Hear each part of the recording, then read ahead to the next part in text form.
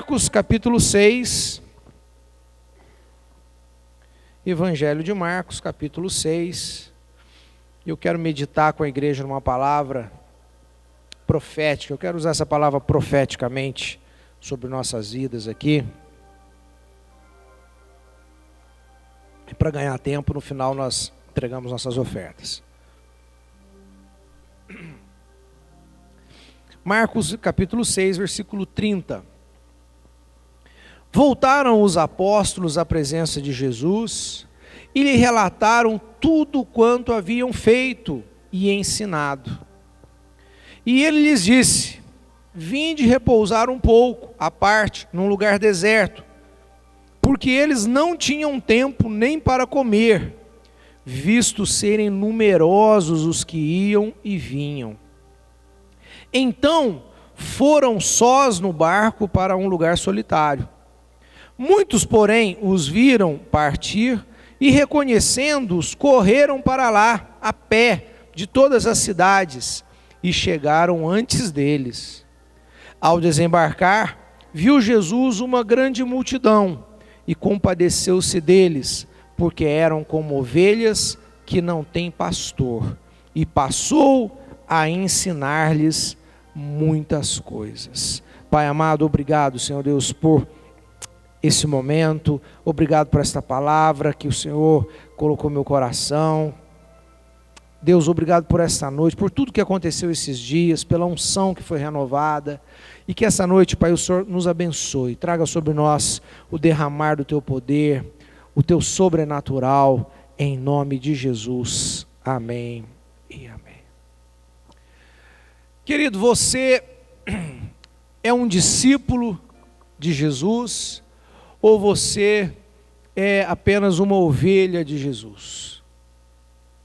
Eu queria que você se perguntasse. A Bíblia mostra claramente que ele tinha os discípulos e tinha os seus seguidores. E nesse texto, ele vai contar um momento, um episódio, que fala desses dois grupos. O que acontece com esses dois grupos? Os discípulos e as ovelhas, os seguidores de Jesus. E ele começa com os discípulos, dizendo: voltaram os apóstolos à presença de Jesus e lhe relataram tudo quanto haviam feito e ensinado. A primeira pergunta que eu faço para os discípulos é: o que você tem feito para Jesus? O que você tem realizado para Ele, ao serviço dEle?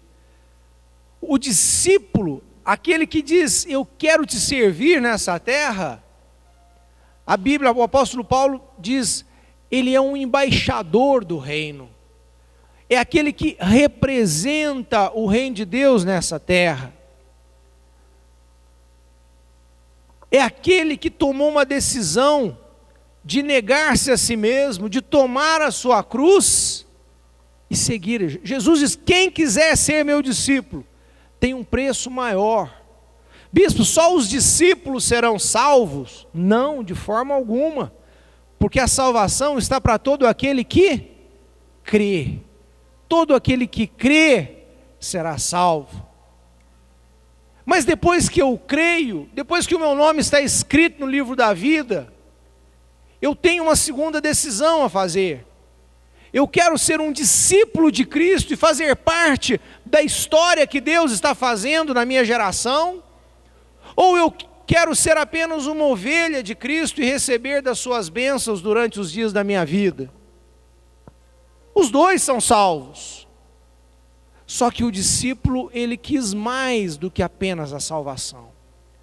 O coração dele, por algum motivo, seja pela gratidão a Deus, seja pelo amor a Deus, seja pelo propósito, ele falou: obrigado pela salvação, mas eu quero mais do que a salvação. Eu quero fazer parte dessa história. Eu quero fazer como Pedro fez, como os apóstolos fizeram. Eles largaram tudo e te seguiram. Pedro era um pescador, Pedro tinha um barco de pesca. Pedro, num contexto moderno, era um empresário, um microempresário, e ele falou: eu abro mão da minha empresa, eu abro mão desse projeto para servir ao Senhor, para andar com o Senhor. Outros não quiseram, né? Há um texto chamado do jovem rico, que o rapaz chega a Jesus e também fala: Senhor, eu quero o teu reino, o que eu faço? E Jesus falou para ele: guarda a minha palavra, guarda os mandamentos. Ele fala: mas isso eu já fiz, isso eu já faço desde a minha infância, eu quero mais do que isso. Ele tinha um coração que queria ser discípulo, que queria ser alguém que queria participar dessa história. E Jesus entendeu e fez o segundo desafio para ele. Falou: então uma coisa te falta, abre mão da sua vida, abre mão do seu patrimônio. Ele era fazendeiro, rico. Abre mão da sua, e vem ser meu discípulo, vem andar comigo, vamos escrever essa história juntos, vamos ser pescador de homens juntos. Mas a Bíblia diz que ele falou: ah, não dou conta. E ele volta para a vida dele. Querido, eu creio piamente que esse homem foi salvo, que ele creu em Jesus, ele guardou o mandamento, mas ele não quis fazer parte do grupo dos discípulos. Ele se contentou em ser apenas uma ovelha que foi salva para a glória de Deus. Pergunta para o seu irmão: que grupo você vai querer fazer parte? Qual grupo que você... Irmão, sem peso nem constrangimento, é algo voluntário, é algo do coração. Por isso que Jesus fala: se alguém quiser, se alguém quiser. Quem quer, tem o que relatar ao Senhor. Quem decide ser discípulo, serve Jesus como discípulo, e quando se chega na presença do Senhor, tem história para contar. Fala: Senhor, nós ensinamos no seu nome. Senhor, nós expulsamos demônio no teu nome. E na célula aconteceu isso, lá aconteceu aquilo. São histórias de quem vive uma experiência de servir a Deus nessa terra. E Jesus olha para eles e fala assim, e ele lhes disse: vinde repousar um pouco, à parte, num lugar deserto. Jesus chamou eles para ir para Ubatuba. Não, mas Ubatuba não é lugar deserto, né? Lá tem mais itajubense do que ubatubense, né? Tem que ser para outro lugar. Porque eles não tinham tempo nem para comer, visto serem numerosos os que iam e vinham. Querido, esse versículo mexe profundamente com o meu coração, porque ele mostra, na realidade do ministério de Jesus, quanto serviço tem. Quanta gente, Fábio, precisa ser evangelizada, quanta gente precisa receber oração, quanta gente precisa de Deus, está vivendo sem Deus nessa terra. E no momento onde o céu estava aberto, aonde o coração do povo veio para o evangelho, os discípulos não tinham tempo de comer. Os discípulos, está escrito aqui, eles estavam exaustos fisicamente, de tanto trabalho, de tanto trabalho. Deixa eu te falar uma coisa, querido, você que não conhece a realidade, existe uma equipe nessa igreja que trabalha de uma forma que você não imagina quanto. Sem constrangimento, sem constrangimento. Eu queria que você levantasse a mão, você que gasta mais de 5 noites por semana a favor da igreja. Levanta a sua mão. Só? Eu vou pegar minha equipe de pau, então. Irmão, é célula na segunda, é culto na terça, é reunião de discipulado na quarta, Isso cansa. Mas sabe por que cansa? Porque tem trabalho para realizar. A gente não faz porque a gente não tem outra coisa para fazer. A gente faz porque há uma necessidade. O Senhor Jesus disse nessa necessidade, ele falou: olha, a seara é muito grande, mas poucos são os trabalhadores. Orai para o Senhor mandar ceifeiros para essa seara. Irmão, existe uma multidão de 90 mil pessoas nessa cidade para ser salvo. Se 10% de Itajubá é evangélica, então falta, se for 100 mil habitantes, falta 90 mil, sei lá os números exatos. São pessoas que a cada dia se aproximam mais ao inferno, à morte. E só aquele que pode falar em nome de Jesus pode alcançar esse coração. Só aquele que é portador das boas novas da salvação pode falar esse coração. E eu quero perguntar, será que se essa pessoa precisar de você, ela pode contar com você? Ela pode contar com a sua oração, ela pode contar com a sua palavra de esperança no coração dela, o seu convite para ela vir para a igreja, para ela fazer o revisão de vida. Revisão de vida é um lugar para quem está começando, é um lugar para quem precisa de quebra de maldição, precisa fazer uma revisão na sua vida, ter uma experiência com Deus. Bispo, eu já fiz, mas quantas pessoas você tem trago para o revisão? Quantos amigos, quantas pessoas conhecidas que você sabe que está sofrendo lá fora? Ah, bispo, mas ela tem um coração muito duro, ela é de outra religião, é de não sei o quê. Meu irmão, se ela vai vir ou não vai vir, não depende de você, mas o convite depende de você. O evangelismo depende de cada um de nós. Discípulos servem ao Senhor nessa terra. Posso ouvir um amém? E o trabalho é árduo. E diante do trabalho, Jesus falou, vamos descansar. Versículo 33. Muitos, porém, os viram partir, e reconhecendo-os, correram para lá, a pé, de todas as cidades, e chegaram antes deles. Jesus saiu para tirar uns dias de férias com a equipe, Jesus saiu para eles descansarem, só que a sede do povo era tão grande, o desejo do povo era tão grande, que eles chegaram antes do barco. Eles correram, eles foram mais rápidos a pé do que o barco pelas águas. Sabe o que fala isso? De um povo sedento, de um povo que precisa de Deus. As experiências que nós ouvimos esses dias, em lugares, mas aqui o evangelho não entrava, aqui povo do coração duro. Cada lugar é igreja, não sei quantas células, 1.000 pessoas, 2.000 pessoas, e não sei quantos batizados. O povo tem sede de Deus. O que falta é ceifeiro preparado para pregar o evangelho. Aonde Deus levanta um ceifeiro, onde Deus levanta um homem, uma mulher de Deus, com a boca profética, com aquele que abre a tua boca e eu a encherei, diz o Senhor, aquele que fala com a boca cheia de Deus, meu irmão, ali vai acontecer um avivamento, a tua célula vai encher, a tua equipe vai crescer, o culto vai crescer, a igreja vai crescer, a cidade vai ser transformada para a glória e honra do Senhor Jesus.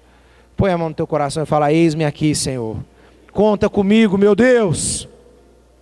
Verso 34, ao desembarcar viu Jesus uma grande multidão, e compadeceu-se deles, porque eram como ovelhas que não têm pastor, e passou a ensinar-lhes muitas coisas.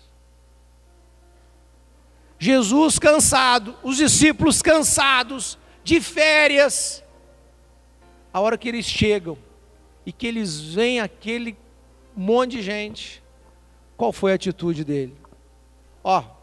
Por favor, chama a equipe de segurança, bota esse povo para fora, que esse povo tem que nos dar privacidade para a gente descansar. Foi isso que Jesus fez? Não foi. Jesus olha para os discípulos, eu imagino a cara de frustração dos discípulos, né? Certo, eles estavam pensando, nossa, vai ser demais, só nós, puxa, será que Elias vai aparecer de novo? Será que Moisés vai aparecer de novo? Será que nós vamos ver a arca da aliança descendo do céu? O que vai ser? O que vai acontecer nessa experiência privada, particular, só da elite?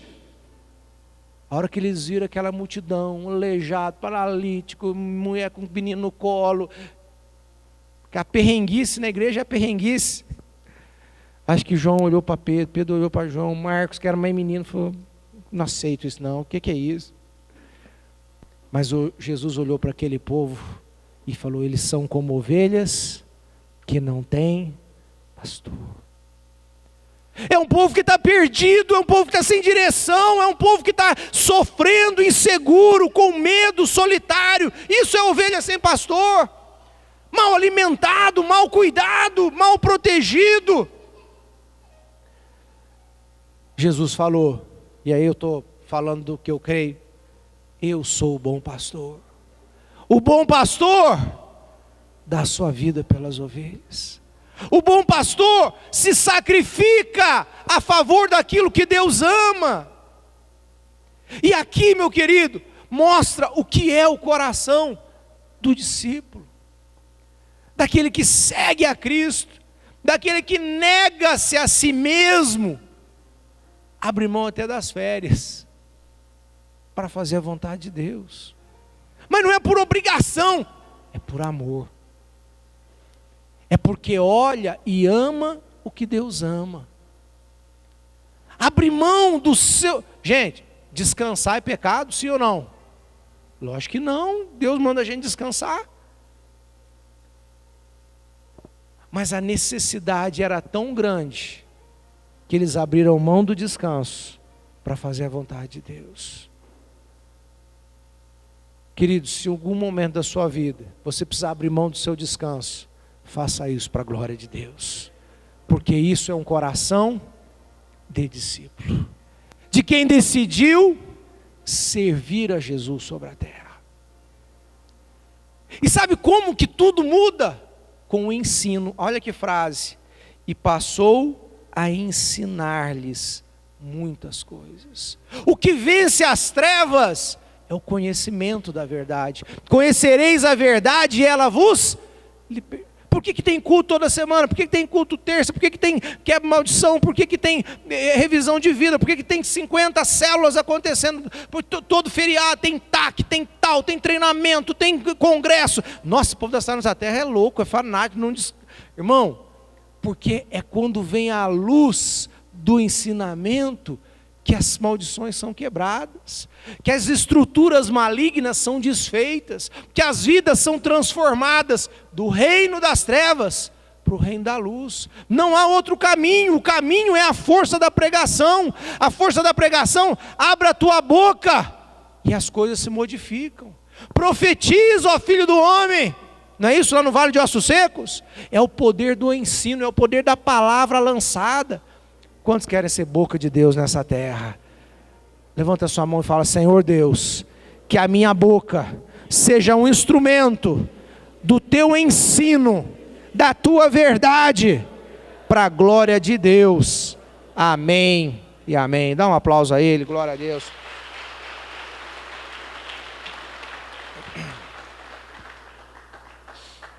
O culto se estendeu, unção de Deus naquele lugar, versículo 35. Em declinando a tarde, começou a escurecer, vieram os discípulos a Jesus e lhe disseram: é deserto este lugar e já avançada a hora, despede-os para que, passando pelos campos ao redor e pelas aldeias, comprem para si o que comer. Que interessante, querido. Os discípulos estavam trabalhando, Jesus estava trabalhando, o reino de Deus estava sendo implantado naquele lugar. De repente, surge um problema. Isso aqui é uma contradição com o mundo fantasioso que nós temos de Hollywood aqui. Não, nas coisas de Deus não pode ter problema. Aonde Deus existe não pode ter problema. Tem, irmão. Se você ainda tem essa fantasia, é fantasia de criança. Porque, vou repetir como eu falo todo domingo, Jesus diz: no mundo tereis problemas. Aflição é fruto de problema. E aqui num projeto de Deus, numa demonstração de amor do Senhor Jesus e seus discípulos, num trabalho do reino do céu sobre a terra, surge um problema. Surge a necessidade de alimentar 5.000 homens, fora mulheres e crianças.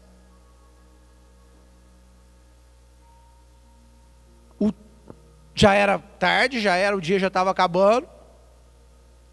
Ele falou: não teve previsão, não teve logística da alimentação. Senhor, agora vem a visão mundana, Agora vem, não mundana, a visão humana. Humana.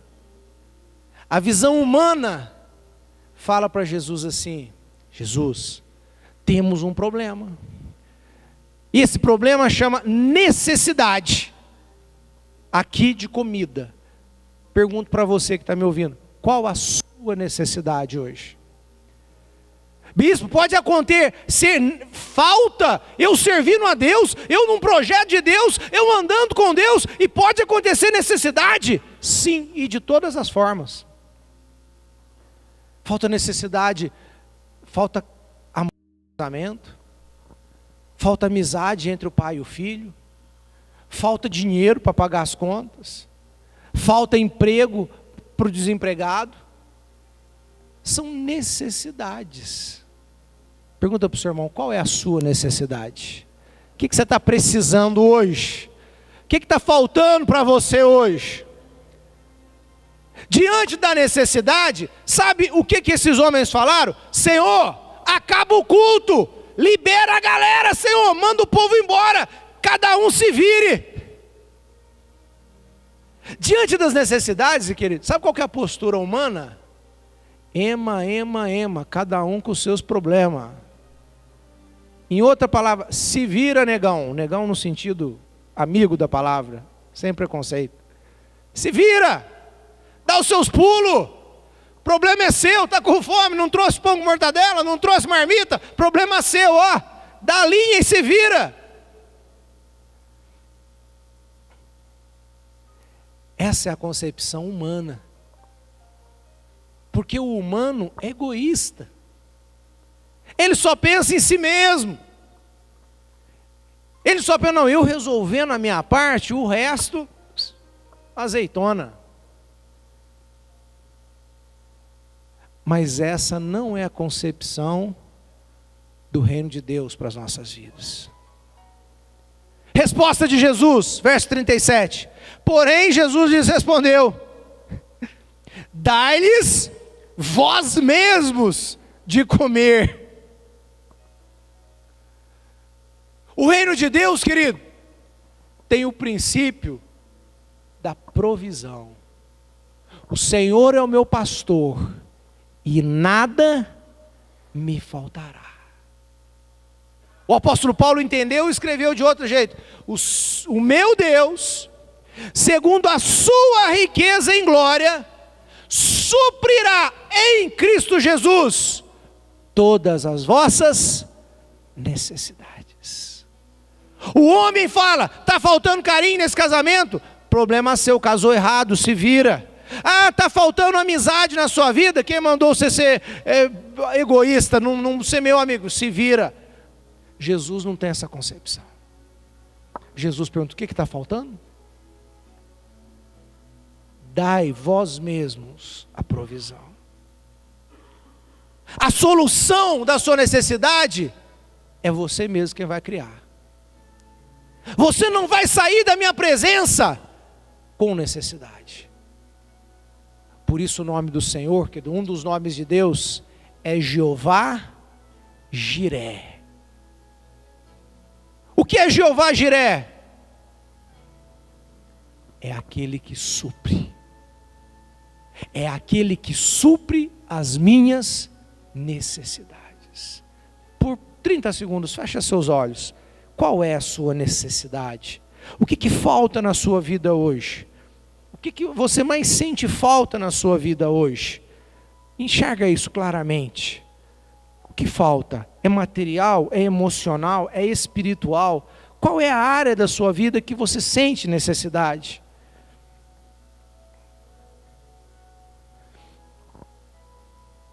Olha para mim. Será que o Senhor Jesus tem poder para suprir a sua necessidade? Meu irmão, necessidades, existem até estudos sobre isso, dentro da psicologia, que é uma hierarquia de necessidades. A primeira necessidade que nós temos é fisiológica, nós precisamos de vida, de saúde. Se você não tem saúde, você não tem nada. Se você não tem vida para viver, você não tem nada. Se você pegar uma pessoa mega milionária, mas que está com um câncer lá dentro dele, fala assim, ó, você vai ter 10 dias de vida, o que você prefere? Continuar rico ou abrir mão da sua riqueza para ter vida? Eu garanto para você que ele prefere viver do que ser rico. Para quem está vivo, mas não tem o que comer, a necessidade maior é comida. Eu preciso de comida, eu preciso de ter... É necessidade básica, são as necessidades fisiológicas. Supriu? Não, eu estou alimentado, eu tenho saúde, eu não tenho dor no meu corpo. A segunda necessidade é segurança. Ninguém gosta de ter medo, ninguém gosta. Por isso que o sonho é o sonho da casa própria. Por que casa própria é um sonho? Porque casa é lugar de proteção, daqui ninguém me tira. Eu não vou ficar no relento, eu não vou depender de morar de favor para ninguém. Eu não vou perder minha casa pela imobiliária, pelo locador. Então eu tenho minha casa. É um sinônimo de segurança, estabilidade salarial, emprego, é segurança. Quantos querem sentir seguros? Mas se você já tem segurança, se você tem saúde, se você tem comida, e você... Aí de repente você vai olhar assim, mas está faltando o quê? Eu não tenho uma namorada, eu não tenho um namorado, estou sozinho, eu estou sofrendo de solidão na minha vida, porque não tem quem me ama. É uma falta, mas é um terceiro. Quem está passando fome, não se preocupa muito com paixões. Mas depois que você supra... E assim é a vida, isso é comprovado. Então, querido, independente da faixa que você está, eu pergunto de novo, qual é a sua necessidade? Qual é o sonho, qual é o desejo do seu coração que te faz falta hoje? E eu vou perguntar de novo, você crê que Deus é poderoso para suprir as suas necessidades? Então eu vou te afirmar, Ele é Jeová Jiré, e Ele vai suprir cada uma das suas necessidades, meu querido. Ele é o Todo-Poderoso. A Bíblia, de capa a capa, fala sobre esse assunto. Quando Elias passava fome, nos dias da fome, um corvo trazia carne para ele no deserto. Quando o povo estava no deserto e não tinha, o maná veio do céu para alimentar aquela multidão durante 40 anos. Eu não sei qual é a tua necessidade, mas eu estou aqui para te dar um recado. E aí não importa se você é discípulo ou se você é ovelha, isso faz parte do povo de Deus. Aquele que crê no Todo-Poderoso, aquele que tem Jesus como seu Salvador, tem uma porta, tem uma janela aberta no céu. Sabe o que é a diferença da porta da janela? É que a janela abre do lado de dentro, é Deus que abre para abençoar a sua vida e suprir as suas necessidades. Jesus falou, vocês vão alimentar esse povo. E aí o mais rebeldinho lá falou assim, mas com que dinheiro? Precisaria aqui de 200 denários, precisaria aqui de um dinheiro que nós não temos. Jesus nem respondeu. Fala para o teu irmão, cuidado quando Jesus não responde para você, viu? Cuidado, viu? Você está falando bobeira. 38. E lhes disse, quantos pães tendes? E de ver. E sabendo eles, responderam, 5 pães e 2 peixes. Querido, aqui tem um princípio do reino de Deus. Se o princípio anterior é o princípio da provisão, Deus sempre suprirá. O segundo princípio aqui, desse momento, é o princípio da semente. O pastor Mike Murdock, ele tem muitos livros interessantes, e uma frase muito interessante dele, que me marcou muito, é essa: se o que eu tenho não é o meu suprimento, então é a minha semente. Se o que eu tenho em mãos não é o que eu preciso para resolver o meu problema, então o que eu tenho é uma semente. Eles tinham 5 pães e 2 peixes para alimentar uma multidão. Era suficiente? Não era. Mas eles tinham uma semente. Deixa eu perguntar para você, qual semente você tem para suprir a sua necessidade? Bispo, o amor do casamento acabou. O que tem não dá para satisfazer, está os dois insatisfeitos. Está os dois já pensando em divórcio, porque está os dois insatisfeitos. Mas não tem nada. Não tem nada. Ou tem um pouquinho? Não, um pouquinho tem. Então esse pouquinho é a tua semente. Se você usar essa semente, o amor nesse casamento vai multiplicar. E vocês vão voltar a ser apaixonados um ao outro. Bispo, a amizade com o meu filho acabou. Meu filho virou adolescente, jovem, eu estou perdendo ele, desconectou. Estou perdendo meu filho para o mundo. Mas perdeu totalmente. Não tem nada. Pode analisar, querido. Um pouquinho ainda tem.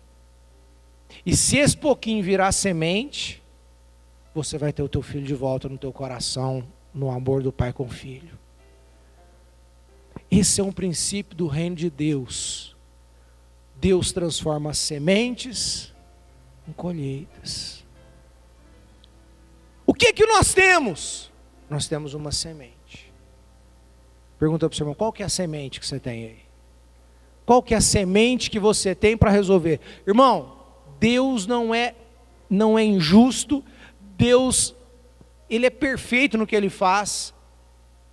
Ele já te deu a semente. Ele já te deu a semente. O que nós temos? 5 pães, 2 peixes. Essa é a nossa semente. Aí Jesus fala assim, vou fechar. Então Jesus lhes ordenou que todos se assentassem em grupos sobre a relva verde. E o fizeram, repartindo em grupos de 100 em 100, de 50 em 50. Isso para mim fala de organização. O milagre acontece onde tem ordem, onde tem organização, onde as coisas não estão soltas. Não, tem que ter uma ordem. Por isso que nós trabalhamos com célula, por isso que nós trabalhamos com equipes, porque a igreja tem que estar organizada. A igreja não é um edifício, meu querido, de um monte de pedras um sobre o outro. A igreja são construções, cada tijolo em cima do outro com argamassa, e ali pode vir o vento, pode bater a fúria do maligno, não vai cair, porque a igreja é edificada, ela é organizada, ela é construída com ordem, amém? Você faz parte dessa organização, dessa ordem, dessa estrutura de Deus, que vai trazer milagre, em nome de Jesus. 41, tomando ele os 5 pães e os 2 peixes, erguendo os olhos ao céu, os abençoou, e partindo os pães, deu aos seus discípulos para que os distribuíssem, e por todos repartiu também os 2 peixes. Todos comeram e se fartaram. Jesus pegou os pães, os partiu, fala comigo, partiu, partilhar. Depois ele os abençoou, fala comigo, bênção. E depois ele os distribuiu através dos seus discípulos. É tão simplório, né? Mas tem tanta verdade aqui. Nenhuma multiplicação acontece se Deus não abençoar. E nós estamos aqui debaixo da bênção de Deus. Porque a hora que Deus concede, o que é a bênção? A bênção é estar autorizado. A bênção diz, vai ter sucesso, vai dar certo, vai multiplicar, vai crescer. É o princípio, a essência da natureza de Deus. Lá em Gênesis ele fala, ide, sede fecundos, crescei, sede fecundos, multiplicar e enchei a terra. Para Jesus ele fala, ide por todo mundo e pregai o evangelho a toda criatura. Os projetos de Deus são grandes. Os projetos de Deus têm a essência do crescimento, da multiplicação. Deus é um Deus próspero, que o que você colocar a tua mão abundante será, vai prosperar, vai crescer, vai dar certo, porque é a natureza de Deus te abençoando pelo nome de Jesus. Ele os abençoou, vai dar certo, ninguém vai ficar de fora, ninguém vai ficar fora dessa bênção. Aí ele os distribuiu, ele partilhou. E esse trabalho agora não é mais divino. Esse trabalho é dos discípulos. Os discípulos fazem a partilha. Os discípulos pregam o evangelho. Os discípulos organizam as células, organizam os grupos. Toda multiplicação tem uma parte divina e tem uma parte natural, humana. Deus não vai restaurar 100% o casamento do casal. Ele vai abençoar. Mas precisa de um discípulo e de uma discípula para fazerem a sua parte e compartilhar esse amor. Deus vai abençoar o relacionamento do pai com o filho. Ele liberou o céu, ele quebrou a maldição, ele quebrou a força dos demônios que estavam ali separando aquele pai e filho. A bênção tira o maligno, a bênção tira a força maligna que está agindo. Ele coloca o bem em ação, bênção, o bem em ação. Mas vai precisar de um pai discípulo com um filho discípulo para fazer a distribuição desse acerto, desse perdão, desse amor, dessa restauração nos relacionamentos. Quantos discípulos tem aqui para fazer a parte que tem que fazer? Você está entendendo o que eu estou dizendo, querido? Tem a nossa parte. Você pega a semente, você pega a bênção, e você está aqui nessa noite por causa da bênção. E nós nos reunimos em nome de Jesus, porque nós precisamos da bênção. É uma necessidade nossa. Esse louvor que nós tivemos agora há pouco, meu irmão, você tocou no rio da bênção. A bênção está pronta para sair por aquela porta e ser tocada aonde você for. Você entra na tua casa e a bênção vai entrar na sua casa. Amanhã cedo você vai entrar no seu trabalho e a bênção entrou no seu trabalho. Você vai entrar dentro do seu carro agora, que o teu carro é abençoado porque você é o portador dessa bênção. Mas vai precisar de uma ação. A ação, o compartilhar, a distribuição. E isso não é Deus que faz, somos nós que fazemos. É você que vai pedir o perdão. É você que vai trazer a oferta no altar. É você que vai lá fazer a visita para o seu amigo que você não conversa há tanto tempo. É humano. Fecha seus olhos. Põe a mão no seu coração. Fala comigo: Senhor Jesus, eu quero fazer a minha parte. Porque eu quero experimentar da multiplicação. Se coloca em pé no seu lugar. Vamos orar mais sério. Isso. Chore canta lá masuri anda ramassada. O que precisa ser multiplicado, querido?